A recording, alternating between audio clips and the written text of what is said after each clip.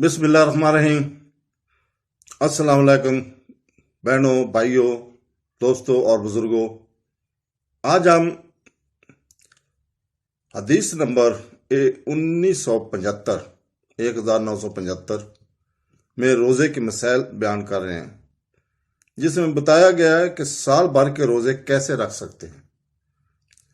تو امام بخاری رحمۃ اللہ فرماتے ہیں کہ ہم سے ابن مقاتل نے بیان کیا، انہوں نے کہا کہ ہم کو عبداللہ نے خبر دی، انہوں نے کہا کہ ہم کو اوزائی نے خبر دی، انہوں نے کہا کہ مجھ سے یحییٰ بن ابی کثیر نے بیان کیا، انہوں نے کہا کہ مجھ سے ابو سلمہ بن عبد الرحمن نے بیان کیا، انہوں نے کہا کہ مجھ سے عبداللہ بن عمرو بن عاص رضی اللہ تعالی عنہ نے بیان کیا کہ مجھ سے رسول پاک صلی اللہ علیہ وسلم نے فرمایا، عبداللہ کیا یہ خبر صحیح ہے کہ تم دن میں تو روزہ رکھتے ہو، ساری رات نماز پڑھتے ہو؟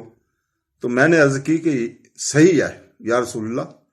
آپ نے فرمایا ایسا نہ کر، روزہ بھی رکھ اور بے روزے کے بھی رہ، نماز بھی پڑھ اور سو بھی، کیونکہ تمہارے جسم کا بھی تم پر حق ہے، تمہاری آنکھوں کا بھی تم پر حق ہے، اور تمہاری بیوی کا بھی تم پر حق ہے کہ ہر مہینے میں 3 دن روزہ رکھ لیا کرو، کیونکہ ہر نیکی کے بدلے 10 گنا ملے گا، اور اس طرح یہ ساری عمر کا روزہ ہو جائے گا۔